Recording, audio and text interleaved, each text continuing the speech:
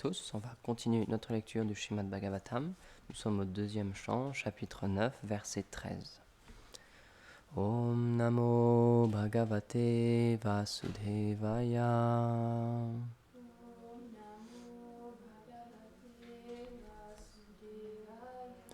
Om Namo Bhagavate Vasudevaya.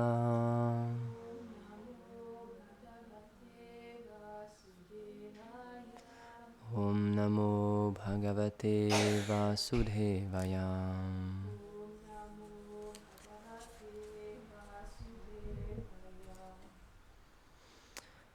Brajishnubirya Parito Virajate.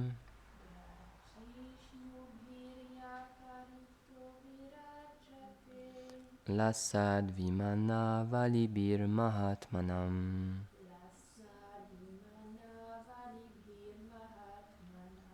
Vidyotamana Pramadotamadhyubim.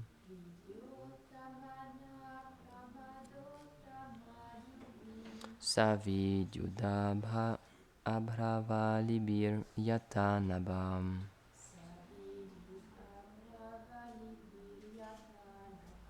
Traduction. Tout comme le ciel brille davantage quand les nuages bleus de pluie sont illuminés par des éclairs étincelants, ce divin royaume de Vaikuntha a une belle allure lorsque des aéronefs resplendissants, appartenant aux dévots et à leurs compagnes suprêmement belles, se déplacent dans son ciel. Commentaire. Srila Vishwanath Chakravarti Thakur explique qu'après avoir fait une description des habitants, la demeure du Seigneur est de nouveau décrite. Ce lieu est empli de véhicules aériens brillants qui rayonnent de la radiance des femmes qui ont un teint divin. Il est comme un ciel empli de nuages, d'aéronefs et d'étincelles de lumière, les femmes des dévots. Om Gyanat Mirandasya Gyanam Jala Shalakaya Chakshurunmilitam Yena Tasmai Shri Gurave Namaha. Jaya Shri Krishna Chaitanya Prabhu Nityananda Shri Advaita Gadadhar Shivasari Gaura Bhaktavrinda. Hare Krishna Krishna Krishna Hare Hare, Hare Rama Rama Rama Hare Hare. Namam Vishnu Padaya Krishna Prishtaya Bhutale Srimate Bhaktivedanta Swaminiti Namine. Namaste Saraswati Deve Gauravani Pracharine Nirvishesha Shunyavadi Paschatya Deshatarine Vanchakalpatarubhyascha Kripa Sindhuvya Evacha Patitanam Pavanebhyo Vaishnavebhyo Namo Namaha. Donc là, on continue la description des planètes Vaikuntha, donc la demeure du Seigneur. Et comme j'avais expliqué dans la dernière conférence, on sait que ce monde, il a été créé comme un reflet du monde spirituel. Donc tout ce qui existe dans ce monde, ça veut dire que ça existe aussi dans son origine pure et parfaite dans le monde spirituel. Donc tout ce que, avec notre petit mental, on peut imaginer, c'est que ça existe quelque part. C'est pas sorti de nulle part, on va dire, quoi. C'est comme ça que marche aussi l'inspiration. Lorsqu'on demande à un artiste comment ça marche, comment est-ce qu'il arrive à faire de la musique, des peintures, des histoires, etc. Souvent on nous dit c'est l'inspiration, c'est venu comme ça. Mais d'où est-ce que ça vient cette inspiration? D'où est-ce qu'on peut imaginer ces choses-là? D'où est-ce qu'on a ces visions-là? C'est pour ça que c'est très intéressant de lire ces divertissements-là, parce qu'on voit que c'est pas si éloigné de ce que nous on a pensé en fait. Par exemple, là c'est expliqué, et dans d'autres passages aussi du Mahabharata, ou dans le Ramayana aussi, on nous parle d'aéronefs, donc comme des chariots volants ou des forteresses volantes aussi. On sait que Ravan, il avait volé la forteresse volante aussi, des demi-dieux. C'était de Kuvera, il me semble. Donc toutes ces choses-là, on peut se dire c'est des histoires, etc. Mais dans nos histoires à nous, c'est les mêmes choses en fait qu'on reprend. On a des avions maintenant, c'est vrai, depuis quelques années maintenant, au niveau de l'échelle humaine récente, on sait faire des avions, etc. Mais dans les temps passés, ça existait déjà. Ils savaient déjà comment faire ça. Ils avaient même beaucoup plus de choses et beaucoup plus de pouvoir. Par exemple, lors de la bataille de Kurukshetra, on sait qu'il y a des armes mystiques qui étaient utilisées aussi. Donc ça, on peut voir ça dans les dessins animés ou dans les mangas, c'est très répandu cette chose-là. Par exemple, quelque chose qui est très... Bon, ça fait pas mal d'années déjà maintenant, mais qui est très à la mode, c'est Naruto. Et donc Naruto, c'est l'histoire de différents villages de ninjas qui se battent entre eux. Et on peut voir que lorsqu'ils se battent, c'est pas juste avec leurs pieds et leurs poings, ils ont aussi des pouvoirs. Il y en a qui contrôlent l'eau, d'autres qui contrôlent le feu, le vent, la terre, etc. Et lorsqu'ils se combattent, c'est super impressionnant parce qu'ils utilisent tous ces pouvoirs-là. Dans le Mahabharata et dans toutes les histoires des Védas, c'est la même chose en fait. C'est des personnes qui avaient des pouvoirs mystiques et du coup les batailles, c'était à une échelle bien plus grande que ce que nous maintenant on fait. Et même maintenant, malheureusement, puisqu'on est dans l'âge de Kali, les qualités se perdent. Et donc les combats de maintenant, ils sont totalement inégaux. Et c'est triste à voir et ça fait beaucoup de peine. C'est pour ça qu'il y a tellement de gens qui militent pour qu'il n'y ait plus de guerre, etc. Parce que les guerres de maintenant, c'est plus des massacres que des guerres. À l'époque des Kshatriyas, donc des vrais guerriers dans la société védique, par exemple dans la bataille de Kurukshetra, il y avait des règles bien précises qui étaient établies avant le combat et tout le monde devait respecter ces règles-là. Par exemple, normalement, un combattant ne devait combattre que quelqu'un qui avait une puissance égale. C'était interdit pour un combattant très fort d'aller se battre contre quelqu'un qui savait être plus faible que lui. C'était illégal. On n'avait pas le droit de faire des coups sous la ceinture aussi. Il y avait plein de règles comme ça et tout le monde respectait ces règles-là.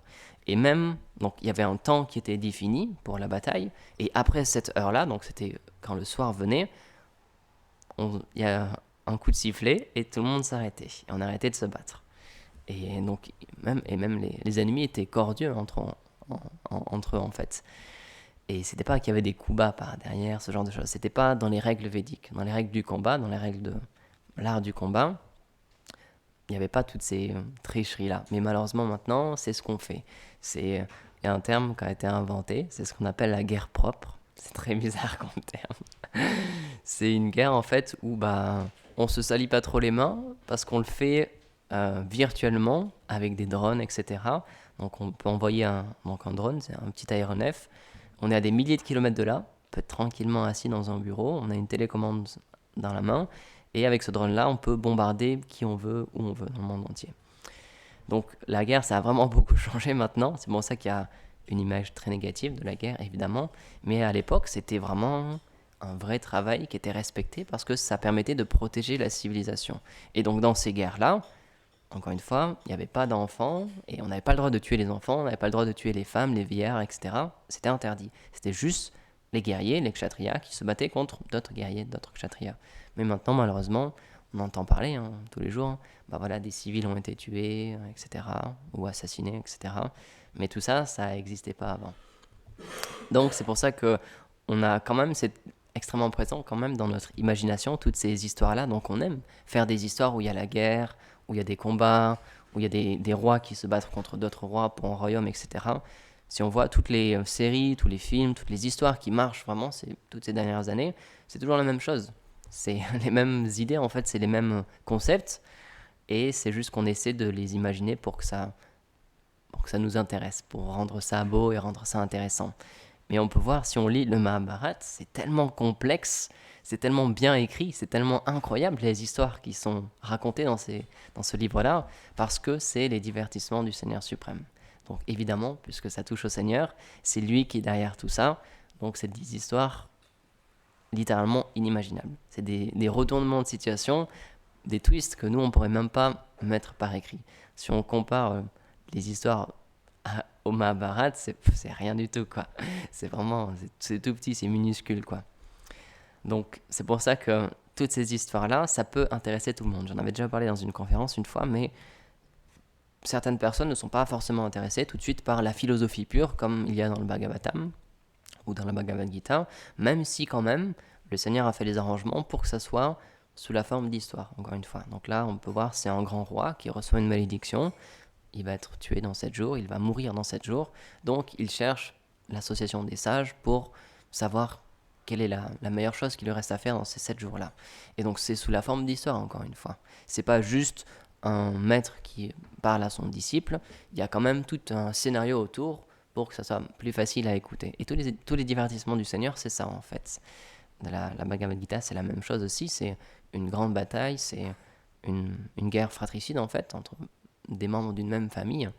Et tout ça, c'est mis en place par le Seigneur. Et dans cet environnement-là, il parle à Arjuna et il récite la Bhagavad Gita. Et comme ça, nous, après, on peut en bénéficier. Donc, c'est pour ça que dans les Védas, il y a beaucoup, beaucoup d'histoires. Très souvent, c'est des images ou c'est des histoires qui sont mises par écrit avec une morale derrière. Donc, c'est pour ça que cette tendance, elle est là en nous, en fait. On a cette tendance à vouloir entendre des histoires, à vouloir suivre des héros, suivre leurs aventures, etc. Et tout ça, c'est déjà présent dans les divertissements du Seigneur. Donc, on a juste à les écouter. Moi, je me rappelle, quand j'étais enfant, on aimait bien quand même si on n'aimait pas trop venir au programme, à la classe, tout ça, c'est un peu embêtant, on comprend pas trop ce qui se passe, les bhajans non plus, c'était pas incroyable pour nous. Mais les histoires, c'était cool quand même. Quand c'était le festival de Nishingadev, ben, on écoutait tous l'histoire de Nishingadev. Quand c'est le festival de Govardhan, ben, on aime bien aussi entendre l'histoire de Govardhan. Donc Krishna est vraiment miséricordieux, mais il fait des arrangements pour que tout le monde puisse être intéressé d'une manière ou d'une autre. J'avais déjà donné cette statistique aussi, mais une des séries qui est le plus en vogue en Inde, toujours maintenant, qui est rééditée année après année, bah, c'est le Mahabharat. Il y a tellement d'éditions qui sont sorties encore et encore, parce que les gens, ils adorent ça. Ou le Ramayana aussi, c'est tellement présent dans la culture indienne. Et c'est pour ça que quand même si on explique que notre philosophie, elle est basée sur l'âme, et donc l'âme, elle est différente du corps, elle n'a rien à voir avec ce corps, quand même, c'est expliqué que la naissance que l'on prend, ça quand on parlait du karma, la naissance que l'on prend, ça montre les activités passées qu'on a eues. La conscience que l'on a, la foi que l'on a aussi, toutes les qualités qu'on peut avoir, et l'endroit où on est, l'environnement dans lequel on est, c'est un indice en fait de ce qu'on a fait dans nos vies passées qui nous a amenés dans cette situation-là. Donc c'est pour ça que quand même si encore une fois la naissance n'est pas importante en soi, les gens qui naissent en Inde, c'est une sukriti particulière parce que dès leur plus jeune âge, ils entendent parler de Krishna, ils entendent parler de Gopal, ils entendent parler de Ramachandra, du Ramayana, du Mahabharata, etc. Et pour eux, ça fait partie de leur culture, c'est normal. Et c'est intéressant parce que donc ici on a un temple à Rouen, en France, à Saint-Étienne-du-Rouvray, et on peut voir que chaque année, il y a beaucoup d'étudiants qui viennent, beaucoup d'étudiants indiens, qui sont là pour quelques années, seulement pour faire leurs études. Et on peut voir, c'est très fort dans leur culture. Même si maintenant, bah, si on les voit dans la rue, on les reconnaît pas. C'est des occidentaux totalement, dans leur manière de s'habiller, leur manière d'être et tout. Ils ont des tatouages, tout ça. Ils sont vraiment très européanisés ou américanisés, on peut dire. Mais quand même, bah, il y en a beaucoup qui viennent au temple parce que bah, ça fait partie de leur culture, c'est comme ça, ils doivent le faire. Ils ont tous une foi différente, ils ont tous un attrait différent pour le Seigneur. Certains, on voit, ils viennent là, juste ils s'assoient, puis ils regardent pas trop les déités, ils participent pas trop, mais ils sont là quand même. Et puis d'autres, ils viennent, ils offrent un puja aux déités, ou à Shiva aussi, à Gopishwar qu'on a dehors. On voit que c'est quand même présent dans leur ADN. Et c'est ça en fait la grande fortune des personnes qui naissent en Inde. Encore une fois, même si c'est pas une preuve d'avancement spirituel, c'est une chance particulière quand même parce que ils reçoivent déjà cette connaissance sur le Seigneur. Donc c'est pour ça que je discutais par exemple avec une Indienne hier qui est venue nous aider pour la distribution de nourriture. Et elle me posait la question, est-ce que je voulais retourner en Inde? Est-ce que j'étais déjà allé en Inde? Est-ce que je voulais y retourner? Donc je lui dis oui, je suis déjà allé une fois en Inde parce que j'étais un peu plus petit. Et elle me demandait, est-ce que tu veux y retourner? Bah, j'ai répondu, bah honnêtement, pas forcément. Je dis parce qu'en fait, moi, tu vois, j'ai un corps d'Européen, je suis né en France, et c'est très très dur pour moi physiquement d'aller en Inde. C'est une température, un environnement, une société même qui est difficile pour nous occidentaux de vivre en fait, quoi. Et c'est là que la science spirituelle intervient, c'est expliquer que là où est présent la déité, là où le Seigneur vient sous la forme de la déité, c'est non différent de sa demeure. C'est aussi le Dham, le lieu saint. Donc c'est pour ça que dans notre philosophie, on n'est pas attaché au lieu physique. C'est pas le plus important. Parce qu'on comprend que le Seigneur, il est présent partout, il est présent dans son nom. C'est expliqué que là où on chante son nom, bah, le Seigneur est présent. Là où les gloires du Seigneur sont partagées, le Seigneur aussi vient, il est présent. Donc c'est pour ça que nous, on a la très grande fortune d'avoir un temple avec des déités installés. Et pour nous, c'est un lieu de pèlerinage aussi. C'est pour ça que, par exemple, lorsque Srila Bhaktivedanta Narayan Maharaj, il, a, il avait fait un programme juste avant de partir prêcher en Occident, et c'est ce qu'il avait dit en fait. Il a dit, moi je vais pas être séparé du Dham, du lieu saint de Vrindavan, parce que je vais aller là où Srila Prabhupada a marché, et partout où il a marché, où il a partagé le Saint-Nom, c'est un lieu saint aussi. Donc je vais recueillir la poussière de ces endroits-là. Donc les Vaishnavas, ils ont cette vision-là que peu importe où ils sont, c'est le Seigneur qui est présent, c'est Vrindavan. C'est ce que disait Chaitanya Mahaprabhu aussi. Mana Mora Vrindavan, mon mental c'est Vrindavan. Donc on est situé dans Vrindavan. Et c'est ce qu'explique aussi Srila Rupa Goswami, comme on le lisait il y a quelques jours, c'est conseillé pour le progrès spirituel, pour un meilleur progrès spirituel, de vivre dans un lieu saint. Mais si on ne peut pas vivre physiquement, par exemple à Vrindavan, ou au Radhakund, ou à Govardhan, puisqu'encore une fois, matériellement, c'est pas si facile que ça, et c'est des lieux très puissants, très chargés quand même, c'est pas évident de vivre toujours là-bas, on a cette possibilité mentalement de vivre dans ces endroits-là. Tous les jours, notre maison, ça devient un temple en fait, si on a la bonne conscience. Et même si la Prabhupada, il expliquait, une maison avec une famille où il y a l'adoration de la déité, où tout est fait pour le Seigneur, en service pour le Seigneur, où on considère que tout ce que l'on a, la maison, tout ce qu'il y a dans cette maison, c'est pour le Seigneur, c'est expliqué, c'est pas différent de Vaikuntha. C'est ce qu'explique chez la Prabhupada, c'est pas différent du monde spirituel.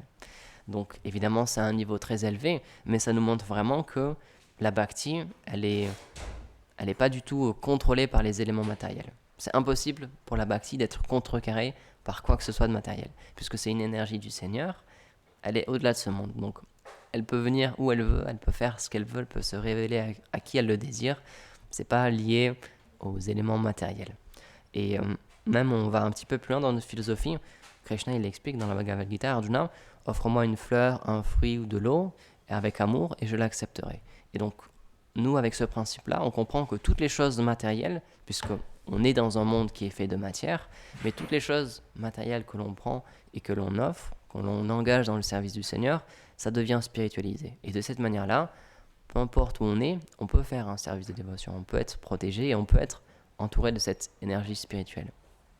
C'est une définition que je donne souvent, mais Maya, donc ça veut dire l'illusion, ça veut dire ce qui n'est pas aussi. Donc c'est dans le sens de ce qui n'est pas le Seigneur. Mais puisque tout est une énergie du Seigneur, même ce monde matériel, c'est l'énergie du Seigneur quand même.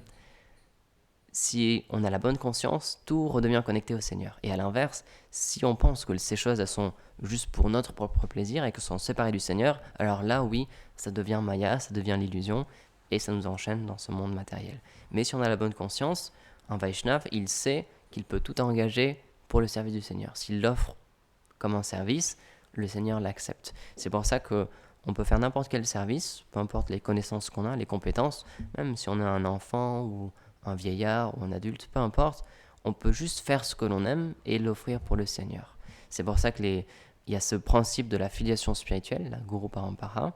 Donc ce qui est conseillé, c'est de prendre refuge auprès d'un maître spirituel, de quelqu'un qui est déjà très avancé spirituellement, parce que sous sa guidance, il va nous donner des instructions et grâce à lui, on pourra savoir comment engager nos tendances, comment engager ce qu'on aime faire pour l'offrir au Seigneur et de cette manière-là progresser spirituellement. C'est pour ça que c'est très important ce principe de la filiation spirituelle. Dans notre tradition Gaudiya Vaishnav, donc nous spécialement, comme on l'expliquait, on fait partie de la Brahma Sampradaya, donc on est relié à Brahma qui a reçu, comme on est dans ces versets-là, qui a reçu directement cette connaissance spirituelle du Seigneur lui-même, qui s'est révélé à lui et qui lui a montré son royaume spirituel. Donc on descend de cette filiation-là, ensuite il y aura Narada Muni, etc., Vyasadeva, tout ça. Mais c'est pas la seule filiation spirituelle, c'est expliqué dans les Védas qu'il y a 4 filiations authentiques que le Seigneur a instaurées pour faire progresser les êtres vivants. Et aussi c'est expliqué qu'il vient d'âge en âge, lui personnellement, pour redonner le dharma, redonner la religion pure, pour aider les gens à progresser. Et s'il ne vient pas personnellement, parfois il envoie aussi ses dévots, où il met en pouvoir certaines personnes, qu'on appelle des prophètes ensuite, et qui redonnent cette connaissance-là. Parce que c'est expliqué que cette connaissance-là, elle est donnée encore et encore, mais à cause de l'influence de ce monde matériel, cette connaissance, elle est perdue. Et c'est pour ça que la Bhagavad Gita aussi, elle a été donnée, c'est très récent quand même comme écrit. Et c'était dans le but Krishna, c'est ce qu'il dit à Arjuna, cette connaissance, je l'ai déjà donnée, elle est éternelle, elle est là depuis très longtemps, mais maintenant c'est venu le moment de la redonner, parce que les gens ont oublié cette connaissance-là. Ou alors, avec le temps, avec l'influence de ce monde matériel, ils en font des mauvaises interprétations. C'est pour ça que le Seigneur, il doit toujours réactualiser cette connaissance, parce que même si elle est pure, les gens qui la reçoivent, s'ils ne sont pas purs, au bout d'un moment, ça va se transformer, ça va se diluer. Il y a l'exemple parfait avec Brahma. Il a eu la vision du monde transcendantal du Seigneur, donc c'est un monde parfait, c'est un monde pur, mais puisque lui, il n'était pas parfait, il était teinté de passion, parce que c'est le guna avatar de la passion en fait. La création qu'il a fait ensuite, même si elle était calquée sur cette vision pure et parfaite, elle était teintée de passion. Et c'est pour ça que ce monde matériel, il n'est pas parfait, parce que c'est teinté de passion. Donc c'est pour ça que toute la connaissance que l'on obtient, le Seigneur, il doit toujours revenir, il doit toujours envoyer ses purs dévots pour la repurifier, pour la remettre à un pur niveau, pour la redonner avec une explication parfaite, parce que sinon, les êtres humains, ils en font une interprétation. Et c'est pour ça aussi que, on revient au principe de la filiation spirituelle, c'est extrêmement important d'être toujours sous la guidance d'un guide spirituel qui est qualifié spirituellement, parce que sinon, malheureusement, les choses qu'on va entendre, qu'on va interpréter ou qu'on va décider de faire dans notre vie, ça risque d'être juste notre mental qui va nous dire, bah tiens, ça c'est vraiment une bonne chose, tu devrais faire comme ça. Même si c'est marqué nulle part dans les Écritures, si aucun maître spirituel qualifié ne l'a dit, on va dire non mais je sens que c'est bien de faire comme ça. Mais c'est expliqué que, tout comme Brahma, il voulait bien faire, il sentait bien faire, mais puisqu'il avait cette passion en lui, la création qu'il a fait, elle a été teintée. Donc nous, de la même manière, on doit toujours se référer à un maître spirituel et lui demander, j'ai ressenti ça, ou j'aimerais bien faire ça comme service, est-ce que c'est authentique, est-ce que je peux le faire? Et le maître spirituel, il va nous dire oui ou non, et si ce n'est pas le cas, il va nous dire comment faire pour que ça soit accepté par le Seigneur, pour que ça devienne authentique. C'est pour ça que c'est très important de toujours être sous la guidance d'un maître spirituel. J'avais déjà donné cet exemple chez la Bhaktisiddhanta Prabhupada, c'est ce qu'il expliquait aussi. Par exemple, quelqu'un qui est sur les bords du Gange, d'une rivière sainte, il peut se dire, tiens, je vais prendre l'eau du Gange, parce que le Gange, c'est une rivière qui est pure, et ça va me purifier. Mais si quelques kilomètres plus haut, en amont, il y a quelqu'un qui a déversé des saletés, alors cette eau-là, elle ne va plus être pure, parce que quelqu'un ça aura été touché par des saletés. Mais nous, on ne peut pas le savoir, on se dit, tiens, c'est le Gange, donc le Gange, il est toujours pur, donc je vais l'accepter tel quel. Alors que non, si on va à la source, là, oui, c'est pur. Là, personne ne l'a touché, c'est sûr, c'est 100% vrai, c'est vraiment le Gange. Mais un peu plus bas, encore une fois, une rivière, on ne sait pas ce qui s'est passé un peu plus en amont. Donc, il expliquait de cette manière-là, on doit toujours se référer à un maître spirituel qualifié, on doit toujours se référer à une autorité spirituelle pour savoir quoi faire ou comment le faire. Et il expliquait même, sinon, le risque, c'est qu'on prenne un enseignement qu'on ait entendu et qu'on en arrive à faire l'inverse de ce qu'on devrait faire. Donc c'est quand même grave de faire vraiment, mais l'inverse. C'est pas, on se trompe un petit peu, il dit vraiment faire l'inverse de ce qu'on devrait faire en fait, réellement. Donc c'est pour ça que dans notre filiation spirituelle, là c'est l'exemple parfait avec Parikshit Maharaj aussi. Ce qu'il a fait, c'est que même si c'était un grand roi, c'était l'empereur du monde, donc il a quand même une grande connaissance, c'est quelqu'un de extrêmement qualifié, mais pourtant, il lui restait très peu de temps à vivre, il a dit, là, il faut que je me réfère à un sage, il faut que j'aille voir quelqu'un qui est vraiment établi dans cette connaissance spirituelle et qui sait exactement ce que je vais devoir faire. Parce que moi-même, par ma propre puissance, je ne vais pas pouvoir y arriver. Donc c'est là que Shukadeva Goswami est arrivé et qu'il a enseigné le Srimad Bhagavatam. C'est pour ça que dans notre filiation, c'est très important le Srimad Bhagavatam, c'est un des écrits principaux et c'est ce que Srila Prabhupada aussi a mis beaucoup d'efforts à traduire et à commenter pour qu'il soit distribué. Et c'est intéressant parce que, comme on l'expliquait, les divertissements du Seigneur, tout ce qui a trait au Seigneur, lorsqu'on parle de ses gloires, c'est spirituel et c'est très puissant pour élever l'âme spirituellement. Et donc Srila Prabhupada, lorsqu'il a commencé vraiment sa mission en Occident, il était déjà très âgé, donc il ne savait pas combien de temps il lui restait à vivre. Donc il était très pragmatique et la première chose qu'il a écrit, compilé et demandé à ses disciples de sortir, ça a été ce qu'on a appelé le livre de Krishna. Donc le livre de Krishna, c'est lui qui l'a compilé, c'est en fait différents chapitres du Srimad Bhagavatam, du 10e chant du Srimad Bhagavatam, où les divertissements de Krishna dans sa demeure éternelle de Vrindavan sont racontés. Parce qu'il s'est dit, il me reste juste peut-être quelques années à vivre, je ne sais pas si j'aurai le temps de finir toute la traduction du Bhagavatam, donc je donne le plus important. Parce que ça, il faut que les dévots ils aient accès au divertissement intime de Krishna.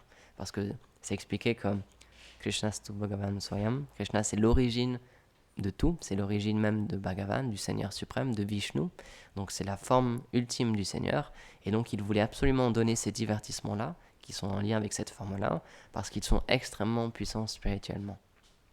Srila Bhaktivinoda Thakur, c'est ce qu'il explique aussi, chaque divertissement de Krishna à Vrindavan, et lorsqu'il tue des démons à Vrindavan, ça symbolise un anartha, une mauvaise chose, une chose indésirable dans notre cœur. Donc en lisant ces divertissements-là, c'est pas juste comme lire des histoires, même si à nos oreilles on dirait voilà, c'est juste une histoire comme une autre, ça a un effet spirituel aussi, même si on peut pas le voir tout de suite, le fait d'entendre ces histoires-là, le divertissement avec Putana, le divertissement avec Indra et Govardhan, et avec tous les différents démons, en fait ça nous aide à déraciner les mauvaises qualités qu'il y a dans notre cœur. Donc c'est pour ça que Srila Prabhupada, il a vraiment mis l'emphase sur ça.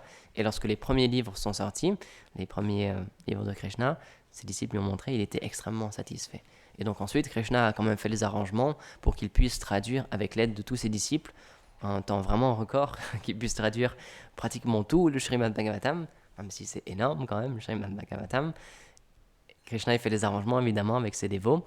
Donc en très peu de temps, ils ont réussi à traduire, imprimer, faire des illustrations, vraiment à un niveau exceptionnel. Si on voit même maintenant les livres qu'ils ont sortis, ils sont super beaux, c'est vraiment super bien fait. C'est des livres vraiment excellents et ça a été traduit dans plein de langues, même déjà à son époque. Donc tout ça, c'est les arrangements du Seigneur évidemment. Mais c'est bon ça que dans notre filiation spirituelle, c'est très important la connaissance et ces livres-là, ces livres spirituels, parce que comme on le disait au début, c'est pas différent du Seigneur. Là, le Seigneur, il dit, je suis là où mes dévots chantent mes gloires, en fait. Et c'est pour ça qu'on doit toujours rester dans l'association des purs dévots. Et si, pour une raison ou pour une autre, en ce moment, il n'y a pas de purs dévots à proximité, on doit rester dans l'association des dévots qui parlent du Srimad Bhagavatam, qui parlent de la Bhagavad Gita. Parce que là, le Seigneur, il est présent, c'est sûr. Sinon, dans d'autres endroits, ça dépend de notre niveau, ça dépend de notre qualification. Mais là où le Srimad Bhagavatam est raconté, puisque c'est expliqué, c'est l'incarnation littéraire du Seigneur, on peut être sûr qu'on est dans un bon endroit parce qu'il y a cette connaissance qui est partagée. Donc c'est pour ça que peu importe notre situation, peu importe même si on a des difficultés dans notre vie, peu importe ce qui se passe, le plus important c'est de s'accrocher et de toujours garder l'association des Vaishnavas. Même si c'est difficile de venir au temple, etc., le Seigneur il nous récompensera parce qu'il voit, ce dévot-là, même s'il a beaucoup de difficultés dans sa vie, beaucoup de problèmes, je vois qu'il est attaché à moi, il est attaché à écouter mes gloires, il vient là où on parle de moi, donc cette personne-là, elle m'est vraiment très très chère. Donc voilà, c'est l'heure, je vais m'arrêter ici. Grantara Srimad Bhagavatam ki jai, Srila Prabhupada ki jai, Gaur Premanande, Hari Bol.